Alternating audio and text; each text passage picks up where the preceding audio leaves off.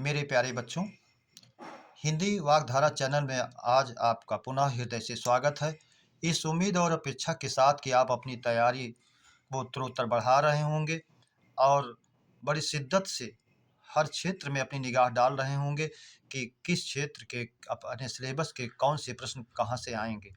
उसी क्रम में आपके यहाँ दिए गए प्रश्न, इस श्रृंखला के प्रश्न, वो किसी न किसी मूल रूप से परीक्षा के हैं या तो परीक्षा के बेस पर बने हुए हैं, और इसलिए यदि आप इसका अंत तक अवलोकन करते हैं तो आपकी परीक्षाओं के लिए बहुत ही उपयोगी सिद्ध होंगे। तो आइए इस क्रम में हम अपने इस 26वीं श्रृंखला की शुरुआत पहले प्रश्न से करते हैं। पहला प्रश्न है हमारा, वाक्य के भेद हैं। विकल्प ए, प्रयोग के आधार पर। प्रयोग के आधार पर हम जानते हैं हमारा वाच्य होता है कर्तृवाच्य, कर्मवाच्य और भाववाच्य। विकल्प बी, रचना के आधार पर। रचना के आधार पर हमारे 3 भेद होते हैं, सरल, संयुक्त और मिश्र। विकल्प सी, अर्थ के आधार पर। अर्थ के आधार पर भी हमारे 8 भेद होते हैं, जो आठों रूप आप जानते हैं, जानना भी चाहिए। विकल्प डी, सभी। तो इस तरह से विकल्प डी हमारा सही हो जाएगा तीनों। प्रश्न नंबर 2, जहां ईमानदारी नहीं वहां कुछ नहीं। रचना के आधार पर यह वाक्य है। सरल वाक्य, संयुक्त वाक्य, मिश्र वाक्य, कोई नहीं। जैसा हम जानते हैं, जहाँ वहाँ यदि आए इसके वाचक चिन्ह जो हैं कि, क्योंकि, ताकि, जैसा कि, जो सो, जितना उतना, जैसा वैसा, जब तब, जहाँ वहाँ, ये वाचक चिन्ह जिस भी में मिलें तो आप उसको जानें कि वो हमारा वाक्य मिश्र वाक्य का होगा। इसलिए विकल्प सी हमारा सही हो जाएगा, मिश्र वाक्य। अगला प्रश्न नंबर 3, अशुद्ध वर्तनी वाला शब्द है। विकल्प ए, स्वस्तिक। विकल्प बी, औदार्य। विकल्प सी, प्रणीत। विकल्प डी, मृत्युंजय। तो स्वस्तिक, औदार्य, स्वस्तिक आप जानते हैं ये शुद्ध शब्द है। लोक व्यवहार में स्वास्तिक बोलते हैं जो अशुद्ध होता है। बी, औदार्य, उदार प्लस या प्रत्यय जोड़ने पर औदार्य बनता है जो भाववाचक संज्ञा है। प्रणीत, रचित, ये भी शुद्ध है। डी, मृत्युंजय, ये अशुद्ध लिखा गया, ना की जगह यहाँ चा का पंचम होना चाहिए था। अगर ये इस तरह से लिखा होता तो ये शुद्ध होता, मृत्युंजय। इस तरह से विकल्प हमारा अशुद्ध है। प्रश्न नंबर 4, महेश दौड़ता होगा में काल है। ए, संदिग्ध भूत। बी, संदिग्ध वर्तमान। सी, संभाव्य वर्तमान। डी, सामान्य भविष्य। जैसा हम जानते हैं, जिस कार्य को देखने में संदिग्ध लगे, संदेह लगे, वो संदिग्ध होता है। लेकिन संदिग्ध में यदि वाक्य के अंत में ता होगा, ती होगी, ते होंगे आता है तो संदिग्ध वर्तमान होता है, और वाक्य के अंत में या होगा, ई होगी, ए होंगे, आता आदि आता है तो संदिग्ध भूत होता है। तो इसमें वाक्य के अंत में ता होगा, ती होगी, ते होगे के आधार पर दौड़ता होगा संदिग्ध वर्तमान में जाएगा। विकल्प बी हमारा सही हो जाएगा। अगला प्रश्न नंबर 5, साधु का विलोम। विकल्प ए, असाधु। विकल्प बी, साध्वी। विकल्प सी, असंत। विकल्प डी, अनाचारी।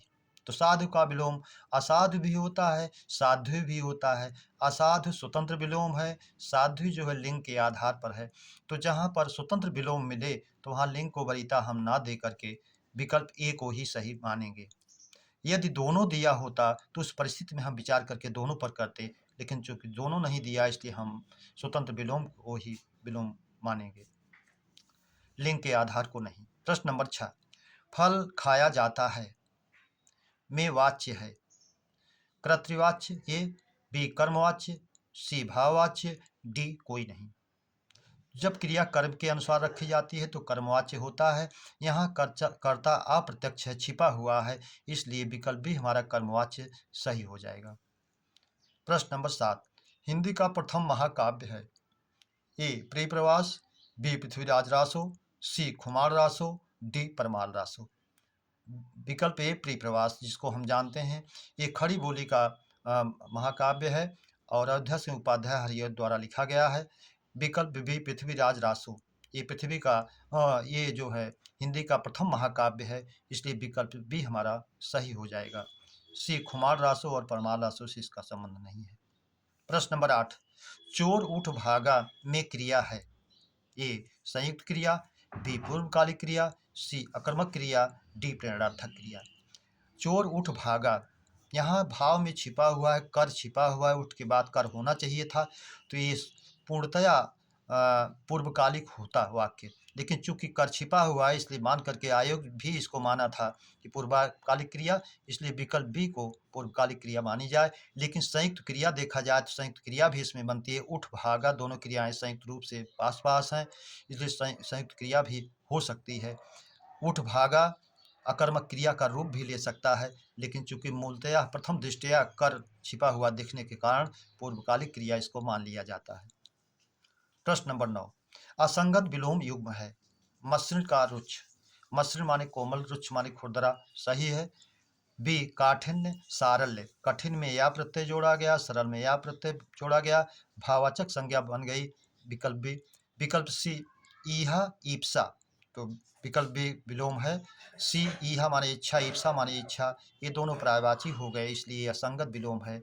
डी संश्लेषण, इकट्ठा होना, विश्लेषण बिखराव होना, ये विलोम है, इसलिए ये भी सही है। विकल्प सी ही हमारा अशुद्ध है। प्रश्न नंबर 10, असंगत तद्भव तत्सम युग्म है। झरोखा का जालक होता है, सही है। बी किवाड़ का कपाट, सही है।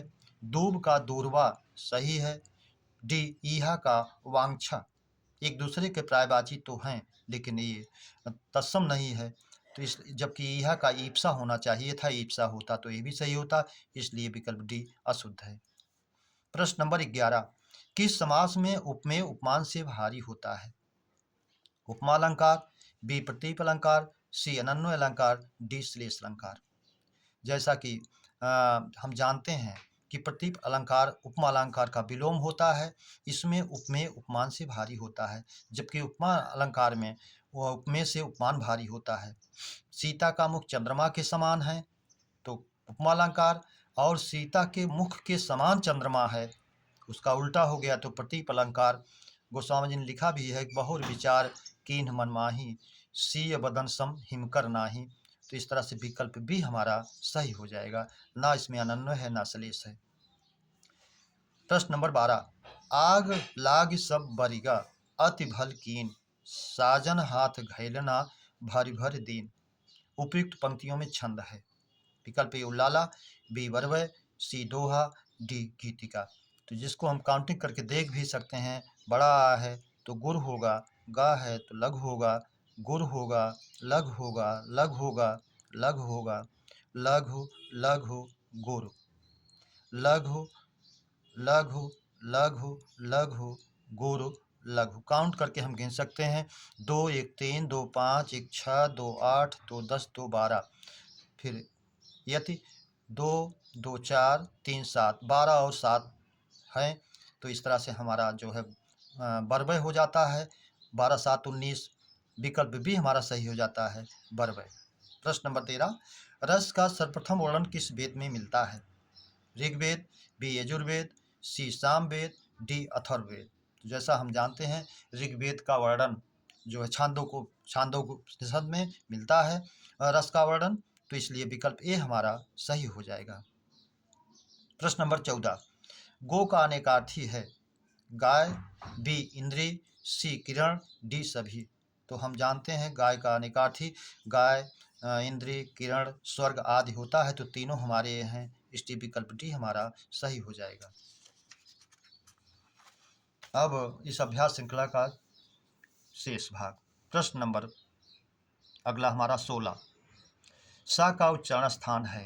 कंठ, तालु, सी मूर्धा, डी दंत। हम जानते हैं ईच व्यसा नाम तालु, ई चवर्ग या और सा का ताल होता है, इसलिए सा का उच्चारण स्थान हमारा विकल्प भी सही हो जाएगा, ताल। प्रश्न नंबर 17, सतखंडा और सतसई में समास हैं। द्विगु द्वंद्व, द्वंद्व तत्पुरुष, बहुव्रीहि द्विगु, तत्पुरुष कर्मधारय। सतखंडा 7 मंजिल वाला भवन, अर्थात इसमें बहुव्रीहि होगा, 7 मंजिलों वाला भवन है जो, और सतसई सप्तसती जो द्विगु समास का द्योतक है, इसलिए जिस विकल्प में हमारा बहुव्रीहि और द्विगु होगा वो विकल्प हमारा सही होगा, वो विकल्प ए में ही है, इसलिए विकल्प ए हमारा सही है। प्रश्न नंबर 18, सेना में संज्ञा है। व्यक्तिवाचक, समूहवाचक, जातिवाचक, द्रव्यवाचक। सेना जो है सैनिकों से पूर्ण होती है, इसलिए जो है समूह का वाचक है, तो विकल्प भी हमारा सही हो जाएगा, समूहवाचक। अगला प्रश्न नंबर 19, असंगत शब्द है प्रज्ञ विशेष जानकार, विज्ञ उसी का दूसरा रूप विशेष जानकार, सी अभिज्ञ ये भी जानकार, हर तरफ का चारों तरफ का जानकार, डी सर्वज्ञ सब कुछ जानने वाला।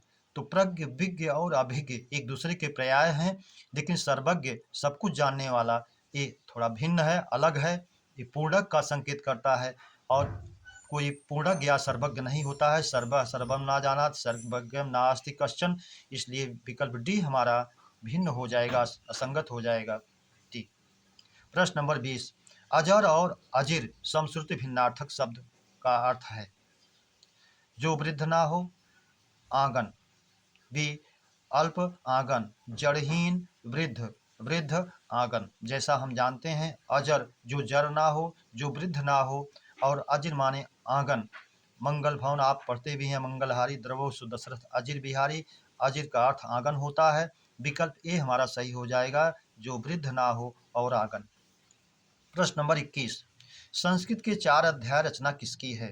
रामधारी सिंह दिनकर, बी रामचंद्र शुक्ल, सी प्रेमचंद, डी कोई नहीं। जैसा हम जानते हैं संस्कृत के 4 अध्याय ये हमारे रामधारी सिंह दिनकर जी की है, इसलिए विकल्प ए हमारा सही हो जाएगा। प्रश्न नंबर 22, कौन सा कथन असंगत है?